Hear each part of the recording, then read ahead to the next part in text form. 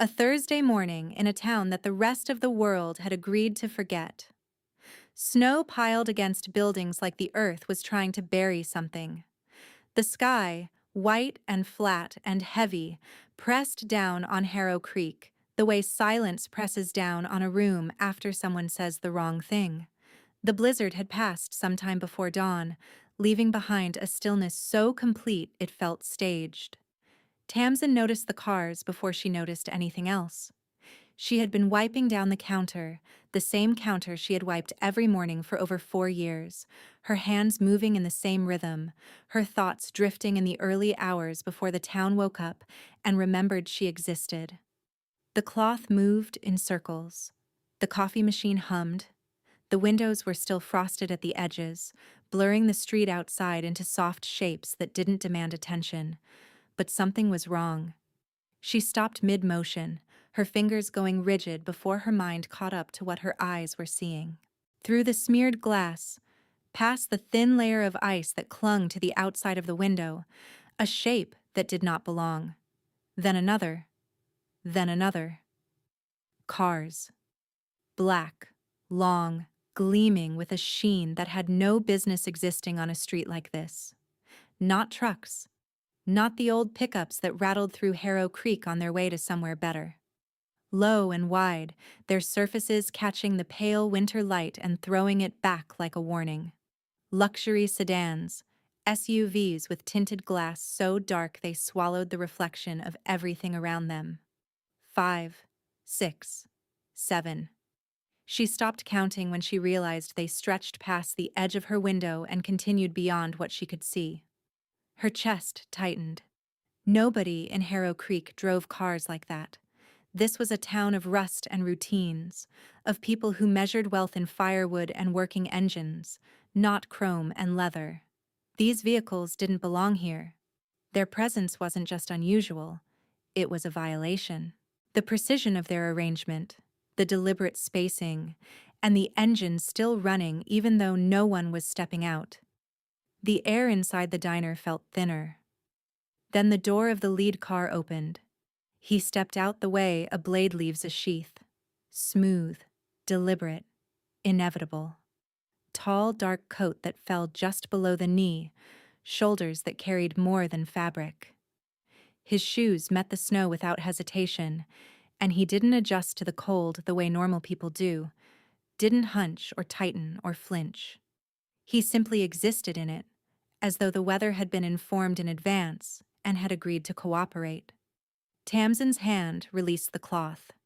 It dropped onto the counter without a sound, but inside her chest a frequency she hadn't felt in over 4 years surged back to life. A vibration buried so deep she had convinced herself it no longer existed. She knew him. Not from the cars. Not from the coat. Not from the other doors staying closed because no one moved until he moved first.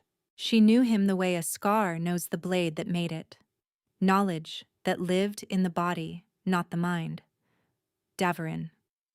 His name moved through her like a crack through frozen glass. Silent, spreading, structural. She hadn't spoken it in over 4 years. Hadn't allowed herself to think it except in the unguarded moments between sleep and waking.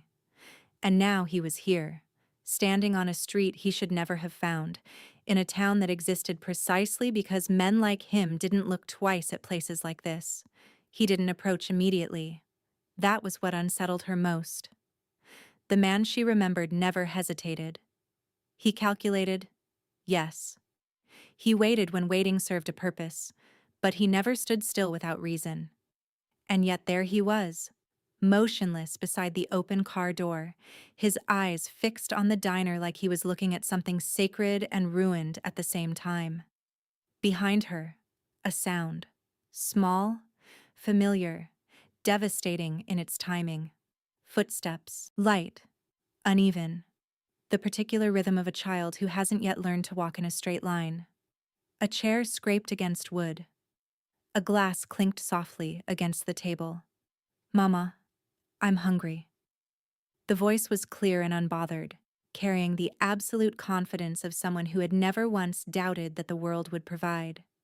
Kez, 4 years old, dark-haired, sharp-featured in a way that people often commented on, always with the same careful pause, the same flicker they couldn't quite name. Tamsin didn't turn around. She couldn't. Because if she turned, she would see her son. And if she saw her son while looking at the man outside, the two realities she had spent years keeping apart would collide in a way she could not undo. "In a minute, baby," she whispered. Her voice held. Barely. Outside, Devorin began to walk toward the door. Each step pressed into the snow with a weight that had nothing to do with his body and everything to do with what he carried inside him. The space between the car and the diner was maybe 30 feet. It took him what felt like a lifetime. And inside, standing behind a counter in a diner that smelled of coffee and toast and the safety of a life she had built from nothing, Tamsin felt every single one of those steps like a countdown to something that could not be stopped. Her eyes dropped to the door handle. The lock was old, simple. She could lock it. She could take Kez out the back, disappear like she had done before. But her feet didn't move, because somewhere beneath the fear, beneath the years of silence and carefully constructed invisibility, a part of her had always known this morning would come. She just hadn't expected it to arrive in a fleet of black cars on a frozen Thursday, with her son sitting 3 feet behind her asking for breakfast. The bell above the door chimed when he entered. A small, ordinary sound. It had never sounded like a thunderclap before. Cold air rushed in around him, sharp and immediate. But it wasn't the cold that changed the room. It was him. His presence displaced everything, rearranging the atmosphere the way a stone changes the shape of water when it breaks the surface. This man, immaculate, heavy, impossible, standing between a chalkboard menu and a rack of mismatched coffee mugs like a cathedral dropped into a field. Tamsin stood behind the counter, her hands flat against the surface. Her face was composed, controlled at a cost no one could have measured. She did not greet him. She did not reach for a menu. She just looked at him, and he looked at her. And the silence between them was so heavy it made the air feel solid. He opened his mouth, closed it, opened it again. She had never seen him do that before. The Devorin she knew always had words. Precise ones, delivered at exactly the right moment. Now his mouth moved like the language he needed hadn't been invented yet. Then Kez dropped his spoon.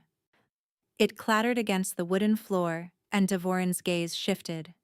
Involuntary, immediate, pulled by the noise the way a compass is pulled north. He saw the boy. Kez was sitting at a corner table, legs swinging because they didn't reach the floor, a bowl of cereal in front of him. He had stopped chewing. His spoon was on the ground. And he was looking at the man in the doorway with an expression that didn't belong on a 4-year-old's face. It wasn't curiosity. It wasn't fear. It was assessment. Davern's breath stopped. The boy's face. The jaw, still soft with childhood but already showing a structure that would sharpen with time. The way he held himself. Unnaturally still, watching without revealing. And his eyes. Dark, steady, carrying a gravity that had no explanation in a child this young. He didn't need a test. He didn't need confirmation. Recognition detonated. His hands, which had orchestrated deals across 3 continents, which had held power so long it had become indistinguishable from his own pulse, began to tremble at his sides. Tamsin. Her name came out fractured, stripped of every layer of authority. Raw, almost unrecognizable. Don't. One word. She didn't raise her voice. The weight did the work. Kez looked between them. He slid off his chair, walked to his mother, and stood slightly in front of her, not hiding behind her legs, but positioning himself between her and the stranger. Instinct without instruction. Daverin watched his son protect the woman he had spent years trying to find, and a structure behind his eyes came apart. Is he? You need to leave. Her voice was level, practiced. We're not open yet. Tamsin, please. We're not open. Louder now. Not a shout. Never a shout. But a wall. Kez tugged the hem of her apron. Mama, is he a customer? No, she said, her hand finding his shoulder. He's leaving. Devorin didn't move. His eyes stayed on the boy. Then his gaze lifted back to her, and what she saw there wasn't the man she had run from. It was grief. Please, he said. One word. No command in it. No leverage. Just the sound a man makes when he has found something he cannot survive losing twice. Tamsin stepped from behind the counter, moved past him, close enough to feel the cold still clinging to his coat, and pulled the door open. Leave. Now. He looked at her, then at Kez, then at her again. His jaw tightened. And then, slowly, like a man walking against a current only he could feel, he stepped back through the door and into the cold. She closed it behind him, locked it with her thumb, drew the blind down over the glass. Kez stood exactly where he was, still watching the door. Mama, he said, that man had the same eyes as me. Tamsin's knees almost gave. She knelt in front of him, her hands framing his face, and forced a smile that tasted like iron. Lots of people have dark eyes, baby. He considered that, carefully, completely, unconvinced. Outside, the fleet idled in the snow. Doors remained closed. And Davrin stood in the frozen street, staring at a diner with a crooked sign and drawn blinds, and did the one thing no one in his world had ever seen him do. He waited. The night she left did not begin with a fight. There were no raised voices, no slammed doors. It began with music, soft jazz drifting through the penthouse like smoke, curling around furniture that cost more than most people's homes. The city sprawled below them, 72 floors of distance between their life and everyone else's, and for a long time, that distance had felt like safety. She had believed in him, not the way people believe in ideas, carefully, with room for doubt. She believed in him the way you believe in the ground beneath your feet, completely, unconsciously, with every step built on the assumption that it would hold. They had met 4 years before the end, at an event she hadn't wanted to attend. A charity gala where the charity was secondary, and the real currency was being seen. She had been there as a favor to a friend, wearing a borrowed dress that didn't quite fit, standing near the edge of a room that hadn't been designed with people like her in mind. He found her there, not at the center where he belonged, but at the margin, as if he had been looking for something the room couldn't offer. Their first conversation lasted 11 minutes. She counted because she couldn't believe a man like that would stand still for that long. He asked her what she did, and when she said she was a sous chef at a restaurant no one in that room had heard of, he didn't blink, didn't recalibrate. He leaned closer and asked what she cooked when no one was watching. That was the moment. Not dramatic, not cinematic, but real in a way that left a mark. Within 6 months, her world had expanded beyond recognition. His world was vast, interconnected empires of real estate, development, finance, layers of influence that moved through cities like underground rivers. She didn't fully understand it, and he never asked her to. What he asked for was her presence, her honesty, her refusal to perform. "You're the only real thing I have," he told her once, late at night. She had believed him. She had built her life around it. The fracture happened on an evening in late October, 3 years into a life she thought was permanent. He was away. Meetings in another city, the kind that required planes and security. She had stayed behind, comfortable in the solitude. His world moved fast, and she had found peace in the spaces between its demands. The call came at 9 in the evening, not to her phone, but to the private line in his study. The one that rang so rarely its sound startled her. She wouldn't have answered it normally. But it rang 8 times, stopped, then rang again immediately with a pattern that suggested urgency. She picked it up without speaking, intending to take a message. The voice on the other end didn't wait. It's done. The Marit family holdings, all transferred. Signed off this morning. The wife doesn't know. She won't until it's too late to contest. Silence. Her silence. Deverin, are you there? The shell companies are already in place. By the time she finds out her family's entire portfolio has been absorbed, there won't be anything left to recover. Clean work. Just like you wanted. The line went dead. She held the phone against her ear for a long time after, listening to nothing, feeling the ground she had trusted crack beneath her. The Marit family. Her family. Her mother's restaurant, the small one on the coast that had been in their name for 3 generations. Her late father's modest real estate. 2 buildings. Nothing grand, but everything he had worked for. The savings her mother had entrusted to a management firm on the recommendation of someone Devorin had introduced her to. The pieces came together with a violence that felt surgical. The financial advisor. The legal counsel who had offered pro bono help.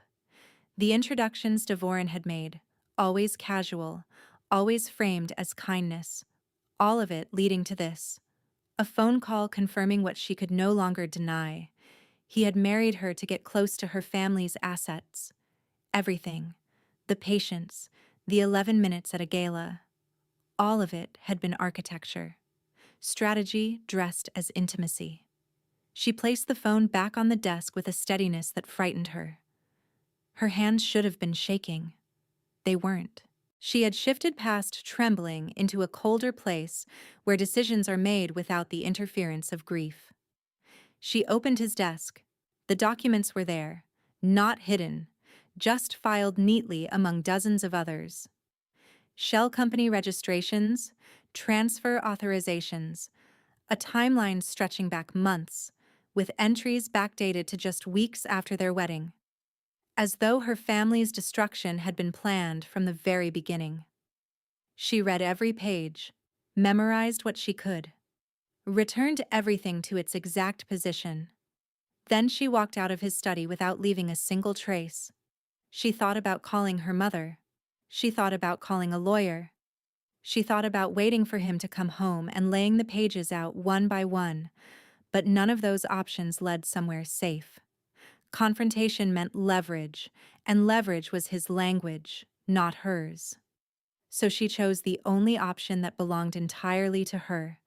She chose to vanish, and the woman who walked down that hallway, past the art that cost more than her mother's house, past the photographs of a life that had been a lie, that woman did not cry. She did not break. She simply stopped being the person who had believed, and became the person who survived. Behind her, the jazz kept playing. She did not pack the way a woman in pain packs, throwing things into bags, rushing toward a door before courage ran out. She moved through the penthouse like water through a crack in stone, slowly following the path of least resistance until she was through. The closet was the first test. Rows of silk, cashmere, and wool. Fabrics chosen for her by stylists whose names she had never learned. She touched none of it. Instead, she reached past the curated wardrobe to the far corner, where a plain canvas bag sat folded on a shelf. She had bought it during a trip upstate months ago, from a roadside shop that didn't take cards. She hadn't known why she kept it. Now she did. Into the bag went only what she could carry without slowing down. One change of clothes, her own, bought before him. A pair of flat shoes. Her mother's ring, the thin gold band with the chipped stone that Devorin had once offered to replace with something appropriate. She had declined. That refusal felt prophetic now. Cash was harder. His world ran on digital transactions, every purchase tracked, every movement recorded. But the household staff operated differently. Petty cash kept in an envelope in the kitchen drawer for deliveries and errands. She took what was there. Not all of it. Just enough. It wasn't much. It didn't need to be. She moved through the penthouse one final time, not to gather things, but to erase herself. The tablet, logged out. The spare phone, left behind, powered down. The handwritten note she had left on his pillow 3 days ago that said, "Miss you, come home soon." She peeled it off and folded it into her pocket. Not out of sentimentality, but because it contained her warmth, her belief, and she was taking all of that with her. The building had 36 floors of residential space, 6 elevators, 2 service lifts, and a lobby staffed around the clock by men who reported anything unusual. She had never thought about these details as obstacles before. Now they were a puzzle, and she solved it as she solved everything, practically without asking for help. The service lift ran from the 72nd floor to the basement kitchen without passing through the main lobby. She knew this because she had used it once to surprise the chef on her birthday. The memory stung, but she used it anyway. Sentiment was a luxury. Information was a tool. The basement kitchen was empty at this hour. She walked through stainless steel in silence and exited through the loading dock at the rear. No cameras covered the dock, a blind spot she knew about because a delivery driver had once complained about a stolen package. She had listened. She hadn't known she was filing it away. The air outside was October cold. She pulled the canvas bag higher on her shoulder and walked. Not fast. Not slow. A woman going somewhere specific, though no one could have guessed where. She reached the bus terminal 14 blocks south, bought a ticket with cash to the furthest destination on the board. The bus left in 9 minutes. She sat in the back corner and watched the city she had called home for 3 years begin to shrink. She did not look at the skyline. She did not search for the building. She looked forward, at the road opening ahead, and told herself that this was the first honest thing she had seen in years. The bus carried her through 3 cities before she stopped trusting it.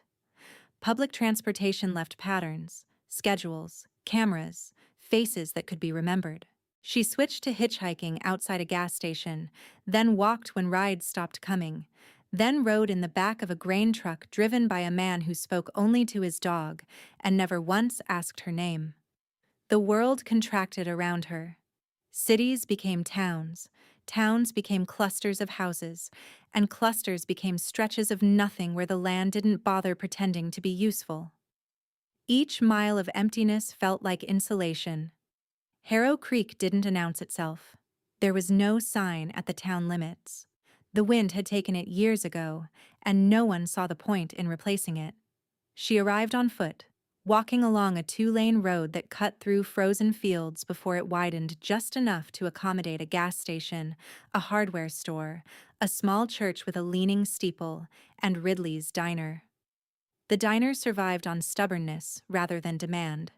Wood-paneled walls, vinyl booths repaired with tape, a counter wiped so many times the laminate had worn through to the particle board. A help-wanted sign hung in the window, handwritten on cardboard. The woman behind the counter was tall, late 60s, her face carved by decades of wind and direct conversation. She looked up from a crossword puzzle, assessed Tamsin in a single glance. The exhaustion, the bag, the particular stillness of someone who had stopped running only because their legs gave out, and set down her pen. "You eat yet?" Tamsin shook her head. A plate appeared within minutes. Eggs, toast, coffee so strong it tasted like a decision. She ate without speaking, and the woman didn't fill the silence. When the plate was empty, Tamsin looked at the sign in the window. "I can work." "You got experience?" "I can learn." A nod. 5 a.m., 6 days. Room upstairs if you need it.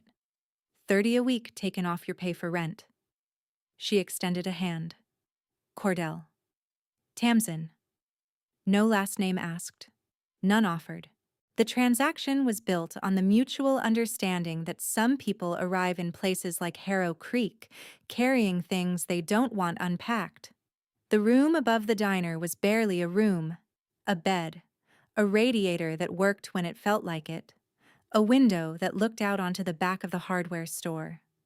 It was the safest place she had ever been. She fell into Harrow Creek's rhythm. She learned the regulars' names, how each took their coffee, the topics that were safe, and the ones that made the room go still. She learned that Cordell had run the diner alone for 11 years, that the hardware store owner's name was Pell, and that the town's unofficial rule was simple. You don't dig into anyone's past because everyone here had one they were trying to outrun. Weeks passed. Then months.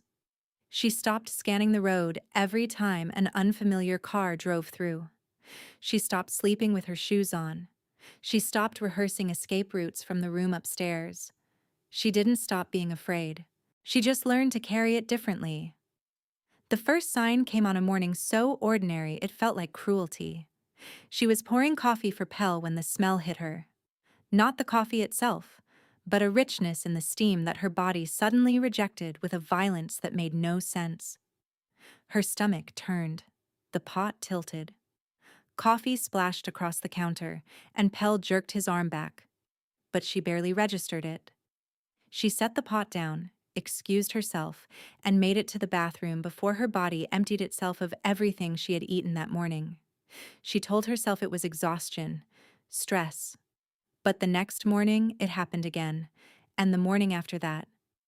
By the 5th day, the pattern was undeniable. Cordell noticed before Tamsin admitted it. The older woman said nothing for days, just watched. Then one afternoon, when the diner was empty and the light was doing that flat gray thing it did before snow, she set a cup of ginger tea in front of Tamsin and sat across from her. "How far along do you think you are?" Tamsin didn't answer. Her hands wrapped around the cup, her eyes fixed on the surface. "I'm not," she said, but the word had no conviction. Cordell didn't argue. She just waited. The clinic was 20 miles east. The doctor was a woman named Vashti, mid-50s, hands that moved with a competence that made you trust her before she spoke. "About 10 weeks, Vashti said. "Everything looks normal. We'll want to schedule follow-ups." 10 weeks. The numbers aligned with a cruelty that felt deliberate. 10 weeks placed conception firmly within the last month of her life with Devorin. Within the weeks, she had still believed in him, still slept beside him, still let his hand rest on her hip in the dark like it belonged there. Every calculation she had made, how far to run, how small to become, had been built on the assumption that she was alone. This changed the math entirely. A child meant records. Birth certificates, medical files, a small human being whose existence could not be concealed as an adult's could. A child meant roots in a place she had chosen specifically because it allowed her to remain rootless, and a child meant Devorin, a biological connection that no amount of distance could dissolve. If he found out, and men with his resources always found out eventually, he wouldn't just search for her. He would search for what was his. She drove back to Harrow Creek in silence. Inside her, something was growing that would tie her to the man she had fled from in a way that could never be untied. A living reminder that the life she had believed in had been real enough to produce consequences, even if everything else had been a lie. Cordell was waiting inside, 2 plates of dinner set on the counter, the diner locked up for the night. She didn't ask. She could see the answer written in how Tamsin moved. Slower, heavier, changed. "Well," Cordell said, sliding a plate closer, "I guess we better figure out the crib situation." Something cracked inside Tamsin's chest, not breaking, releasing. She sat down. She ate. And for the first time in months, she let someone else carry part of the weight. Months later, on a night when the first real snow of winter buried Harrow Creek, Kez arrived. Not in a hospital, not surrounded by monitors and specialists. He was born in the room above the diner, with Vashti's hands guiding him into existence, and Cordell's voice anchoring Tamsin through every contraction.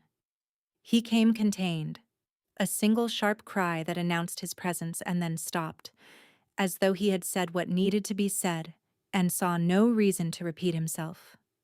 When they placed him in her arms, she looked at his face and saw everything she had been running from.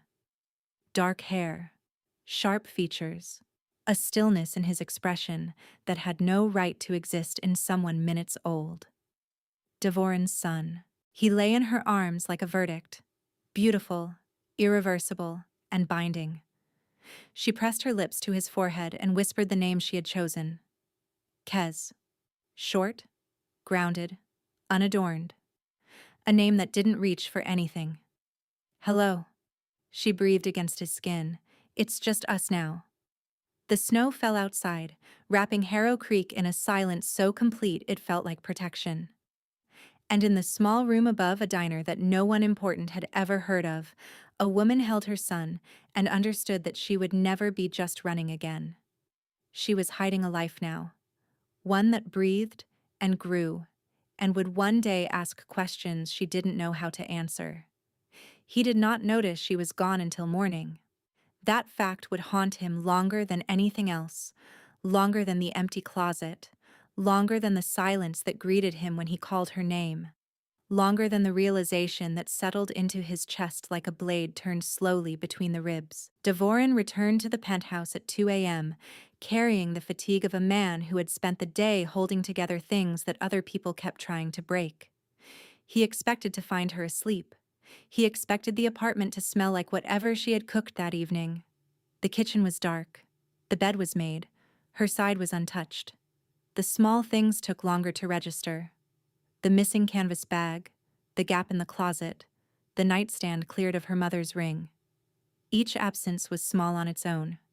Together they formed a silence so loud it consumed everything. He called her phone. Disconnected. Called again. Again. The same dead tone, the sound of a line that had been deliberately severed. By dawn, his organization was mobilized. Not the public-facing apparatus, but the deeper network, the one built on loyalty and consequence, and the understanding that when Daverinstall asked a question, the answer arrived before the sentence was finished. They found nothing. Not a credit card transaction, not a camera capture, not a single digital footprint. She had moved through his world using gaps he didn't know existed in a system he had believed was airtight. That was what broke him open. Not her absence, but her competence. She had studied his infrastructure without his knowing. She had identified its weaknesses and exploited them with a discipline that would have earned respect in any other context. Weeks became months. The search consumed resources that should have gone elsewhere. Deals suffered, alliances frayed. His closest advisor, Raskin, was the only one who addressed it directly. She left, he said one evening, standing in the study with careful posture. People leave. You move forward. Devoren didn't respond. He was looking at his desk, and a detail was pulling at the edge of his attention. The phone, he said. Raskin's expression didn't change, but a micro-adjustment passed behind it. So subtle it would have been invisible to anyone not trained to notice exactly that. What about it? The private line. Someone called it the night she left. There's a log. A measured pause. Dozens of people have that number, Devoren. 12. 12 people have that number, and I've spoken to 11 of them. The 12th was a dead end. A prepaid line, purchased with cash, activated once, and never used again. Devoren stared at the log entry. 9:03 p.m. Duration, 41 seconds. Long enough to deliver a message, short enough to vanish. An event had occurred in this room while he was away, one significant enough to make Tamsin abandon a life she had shown no signs of wanting to leave. The only evidence was a call that shouldn't have existed, from a phone that no longer did. He didn't share this with Raskin. Instinct. The same instinct that had built his empire, the one that whispered when the architecture of a situation didn't hold weight. That whisper was getting louder. The investigation took 14 months, not because the truth was deeply hidden, but because it was hidden by someone who understood exactly how Devoren thought. someone who had spent years learning his patterns, his blind spots, the specific ways his mind processed information. Raskin had been with him for 9 years, long enough to become invisible, the kind of invisible that only trusted people achieve. Present in every room, woven so deeply into the machinery that removing him would have felt like removing a load-bearing wall. That was precisely what made him dangerous. The first crack appeared in Raskin's financial records. A series of transfers, small enough to avoid automated flags, routed through intermediaries so layered that tracing them required forensic patience. The transfers connected to a consulting firm that didn't consult. The firm connected to a legal entity that existed only on paper.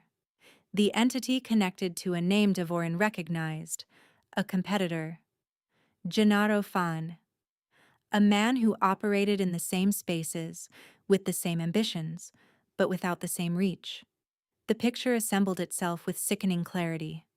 The Maret family holdings had never been in danger from Dvorin. He had been the one protecting them. 18 months before the fracture, intelligence had surfaced that Fane's people were moving on small, vulnerable portfolios connected to Dvorin's inner circle. Tamsin's family fit the profile exactly. Dvorin had restructured everything through shell companies, not to steal, but to shield. The transfers, the legal work, the financial advisor he had introduced to Tamsin's mother, all of it was defensive architecture. He had never told Tamsin, not out of deception, but out of the same instinct that made him handle threats silently. The belief that protection meant carrying the weight so others didn't have to. Raskin had known about the restructuring. He had helped design it. And then he had weaponized it. The phone call, the 41 seconds that ended everything, had been scripted. Raskin understood exactly what words would detonate inside Tamsin's mind if she heard them without context. The wife doesn't know. Clean work, just like you wanted. Language chosen to transform protection into predation. The documents in the desk had been planted the same week, with dates falsified to make it look like the scheme had begun from the wedding itself. Raskin had access. He had always had access. That was the point. The motive was structural. With Tamsin gone, Dvorin destabilized. With Dvorin destabilized, vulnerabilities opened. Fane moved into 3 of those gaps within 6 months. Raskin's reward was a seat at Fane's table, a partnership built on the ashes of something he had spent nearly a decade helping to build. When Dvorin confirmed the final piece, a recorded conversation between Raskin and Fane's intermediary, he sat alone in his study for a very long time. The same study, the same desk, the same room where his life had been dismantled by someone he had trusted more than almost anyone. Raskin disappeared on a Tuesday. Not violently, but completely. His accounts frozen, his contacts severed, his identity stripped of every connection that had given it weight. Fane took longer. 7 months. When it was over, Fane's empire existed only in legal filings and cautionary conversations. But none of it mattered. Because the woman he had been trying to protect was still gone, living a life that didn't include him, believing a story that had never been true. He had solved the puzzle.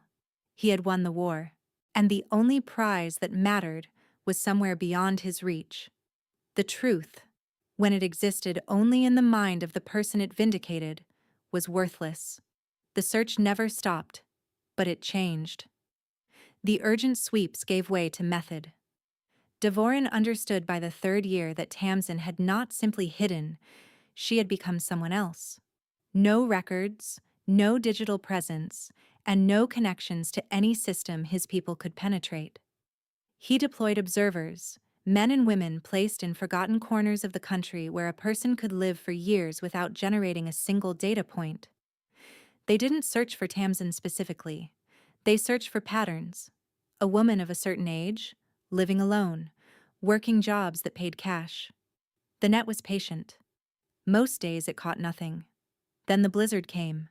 It hit the northern corridor without adequate warning, burying roads, killing power lines, turning every small town in its path into an island.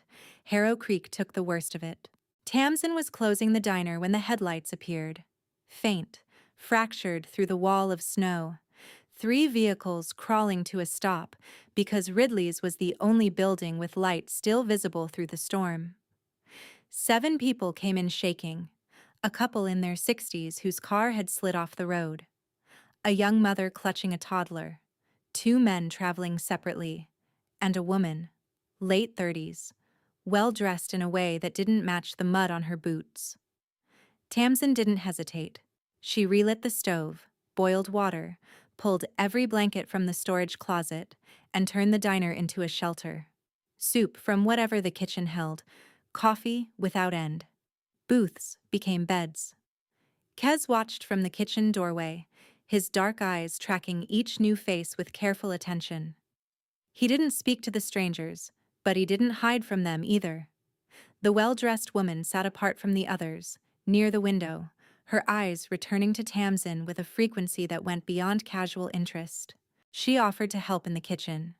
They worked side by side, cutting bread and heating broth, and the woman watched Tamsin's hands, her profile, the way she tucked hair behind her ear with a gesture so specific it carried the weight of identity. She said nothing that night. Nothing to indicate that behind her composure, a connection was forming between what she was seeing and a photograph she had been shown 2 years earlier. Distributed to dozens of people stationed across the country, all searching for a woman who had become almost mythological. By morning, the storm had broken. The strangers left one by one. The well-dressed woman was last. She paused at the door. "Thank you," she said, "for everything." Tamsin nodded. Nothing more. The woman drove east until she had cell signal. The call was short. "I found her." 6 hours later, a fleet of black cars rolled into Harrow Creek with the silence of a military formation. And inside the diner, Tamsin looked up from the counter and felt years of carefully constructed safety collapse in the time it took to draw a single breath. He had found her, and it was her own kindness that had led him here. After the door closed and the blind came down, he did not return to the cars. He stood in the street, snow soaking through shoes that cost more than most of the buildings around him, his eyes fixed on the drawn blind. The men in the cars watched but didn't move. Eventually, he walked to the bench outside the hardware store, 15 feet from the diner entrance, and sat down. The wood was frozen. He didn't adjust. He didn't signal to his people. He just became part of the street the way a stone becomes part of a riverbed. The cars left one by one over the next hour. Commands through a phone held briefly to his ear. By mid-morning, the fleet was gone, and Harrow Creek returned to itself, except for the man on the bench. Cordell arrived at the back door at noon with groceries and an expression that suggested she had already heard everything. "There's a man on Pell's bench." "I know." Pell offered him coffee. He declined. Marin from the church brought him a blanket. He declined that too. Tamsin said nothing. "He's not moving, Tam. He will." But he didn't. Not that day. Not that evening. Not when the temperature dropped and the street emptied and the only light left was the yellow glow from the diner's kitchen, where Tamsin stood washing dishes she had already washed. Kez went to bed at 8. He paused at the top of the stairs. "Is the man still outside?" "Yes." "He'll get cold." "That's his choice." Kez nodded once and disappeared into his room. The second day was harder. Not because anything changed, but because nothing did.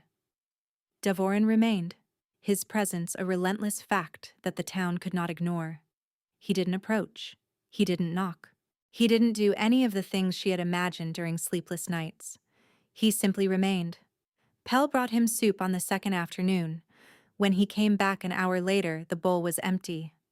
By the third morning, Kez broke protocol. Tamsin was in the kitchen when she heard the front door open, the lock undone by small hands that had watched her operate it hundreds of times. She reached the dining room in time to see her son standing on the porch in pajamas and bare feet, looking at the man on the bench. Devorin saw the boy and went very still. Not controlled stillness, but helpless stillness. Kez spoke first, his voice carrying in the frozen air. "You're still here." "Yes." "My mama says you don't belong here." "She's right." "Then why don't you go?" Devorin looked at the boy, at his own features reflected back in miniature, and answered with the only truth he had. "Because the thing I came for matters more than where I belong." Kez thought about this. Then he turned, walked inside, and closed the door. Tamsin was waiting in the hallway. "He talked to you," Kez said, looking up at her. "He's not mean." She knelt down, pulled him close, and held him for longer than the moment required. "Go get dressed," she said softly. He went. And she stood there alone, listening to the silence outside where a man was sitting in the cold for the third day, asking for nothing, offering only the unbearable patience of someone who had decided that this was where he would stay until something changed. And something was changing. She could feel it, not in her mind, which remained fortified, but deeper, in the place where exhaustion meets honesty, where the walls you built to survive begin to cost more than the thing they were protecting you from. She opened the door on the fourth morning, not the diner door, the side entrance, the one that led to the narrow alley. She stepped out into air that felt like glass against her skin, arms folded tight, and walked around to where he sat. He looked up. His face was drawn, thinner than 4 days ago, carrying the weight of someone who had not slept properly but refused to acknowledge it. He didn't stand, didn't reach for her. She stopped 4 feet away, close enough to speak without raising her voice, far enough to leave. "You need to explain something to me." No warmth, no opening. He waited. 4 years ago, I found documents in your desk, transfer authorizations for my family's assets, shell companies with entries dated back to our wedding. I heard a phone call confirming that my family's holdings had been absorbed. So before you say anything else, explain that. The documents were real. Confirmation of the worst. The thing she had carried for 4 years validated in 2 seconds. But they weren't what you think they were.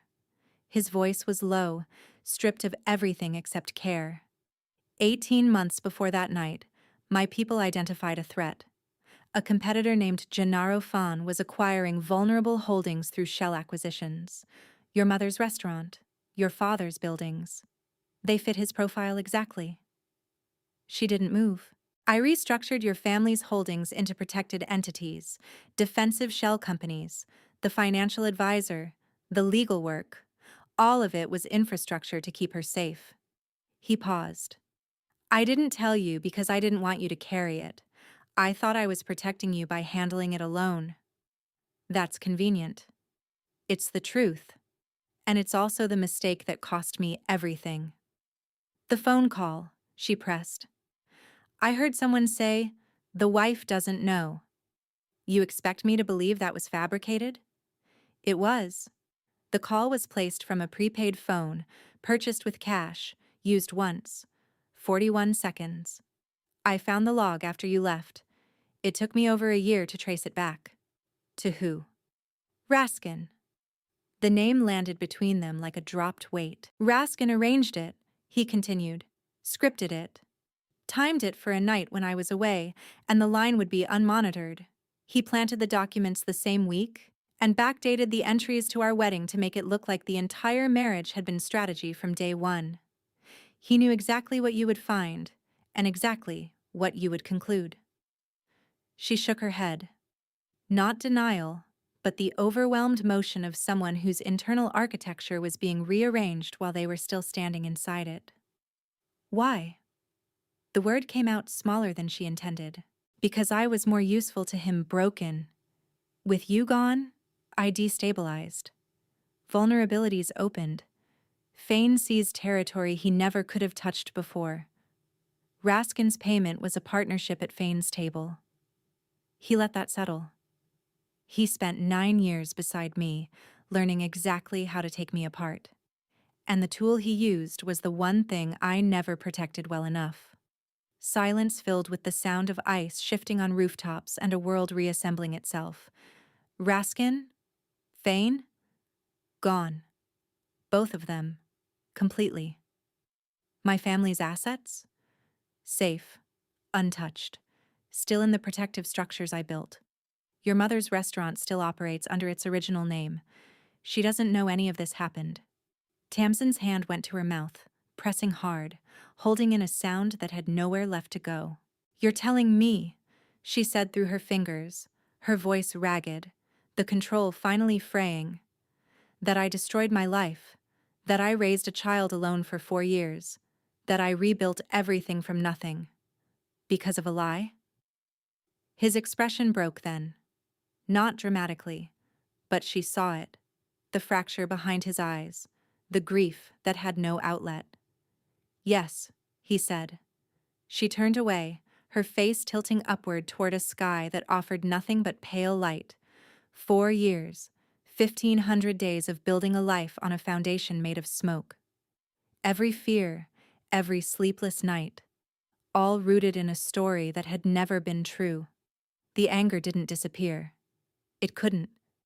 It had lived inside her too long, shaped too many decisions. But it shifted, redirected. The man behind her was no longer its target, and without that target, the anger had nowhere to stand. She didn't turn back to face him. Not yet. She wasn't ready. But she didn't walk away either. And in the language they had once shared, built on presence and absence and the weight of what went unsaid, not walking away meant something. It meant the door was open. It did not happen the way stories suggest it should. No single moment of forgiveness, no dramatic embrace where the music swells and the past dissolves. The past doesn't dissolve. It sediments. It becomes the ground you walk on, and you either learn to build on it or you don't. Devorin took a room behind the hardware store, a converted storage space Pell rented to the occasional hunter. A cot, a sink, and a window that looked out onto the back of the diner. He occupied it without comment, without comparison, as though the man who had once filled penthouses had learned to fit inside smaller spaces. Days passed in a rhythm neither of them designed. He appeared near the diner each morning, clearing snow, fixing a shutter that had been loose since before the blizzard, doing small things that required no invitation. Tamsin watched from behind the counter, irritation giving way to a reluctant awareness that the man outside was not performing. He was adapting. Kez was the bridge. He began acknowledging Devorin through the window. A wave, a held gaze, once a drawing pressed flat against the glass for inspection. Devorin studied the drawing with the seriousness it deserved and nodded once. A visible change passed through the boy's posture. The beginning of trust. The first time she allowed him inside, it was not a decision. It was weather. A frozen pipe in the kitchen had burst at 4 a.m, water pooling across the floor.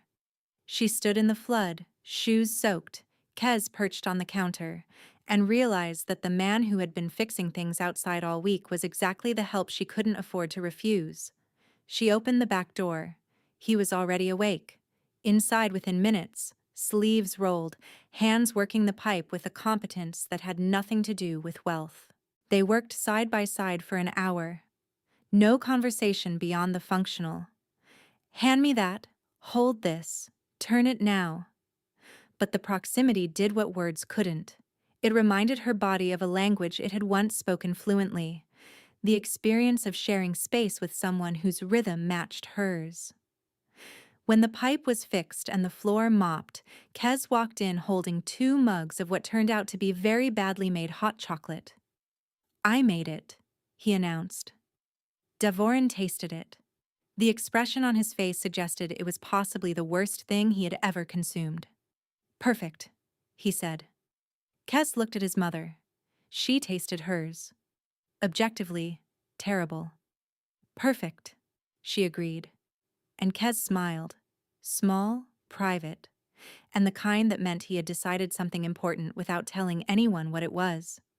That was the night she stopped locking the front door during the day. It built from there. He helped at the diner, wiping tables, stacking chairs, learning regulars' names. She watched him shrink to fit a life that was a fraction of the one he had built, and what she saw was not sacrifice. It was choice, deliberate, sustained, unperforming. The conversation that changed everything happened 3 weeks after the blizzard. Kez had fallen asleep on the diner floor with a coloring book open under his cheek. Tamsin sat across from Devorin at the counter, 2 cups of coffee between them, and the silence comfortable in a way it hadn't been before. "I don't know how to trust you again," she said. Not an accusation, an admission. "I know. I spent 4 years believing a lie. That doesn't just go away because the facts changed." "It shouldn't." She looked at him, searching for the angle, the strategy. She didn't find it. "I can't go back to who I was before. I'm not asking you to. I'm not asking for anything, Tamsin. I'm just asking to be here, in whatever way you'll allow." "And your world? Your empire?" He was silent for a moment. "I spent 4 years learning that none of it means anything without the person I built it for. So either I learn to build something here, or I don't build at all." She looked at Kez, asleep on the floor, his small body curled in the way children sleep when they feel completely safe. Then she looked back at the man who had crossed years and distance, and the ruins of his own certainty to sit on a bench in a town that didn't matter for a woman who had told him to leave. "Okay," she said. One word. Not forgiveness, not a promise. Just a door, opened exactly wide enough for someone to step through if they moved carefully. He was willing. Spring came slowly to Harrow Creek. The snow thinned, the ground softened. Kez started calling him by name. Not Dad. Not yet. But Daverin. Spoken with the careful weight of a child who understood that names carry meaning. Cordell watched it all from behind her crossword puzzles and said very little, which for Cordell was the highest form of approval. And on a Tuesday morning in early April, when the first real warmth of the year broke through and the town smelled like wet earth and beginning, Kez walked to the diner with his hand in Devorin's, chattering with the unself-conscious focus of a child who has decided the person beside him is permanent. Tamsin watched them come through the door. This man and this boy, connected in a way that needed no explanation, no document, no ceremony. Just presence, chosen daily, built on the understanding that what had been broken could not be unbroken, but what came after could be stronger if both people agreed to carry it.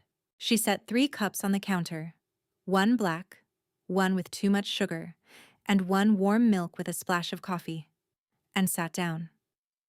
Outside, Harrow Creek continued as it always had, small, forgotten, ordinary. And inside, something extraordinary continued too.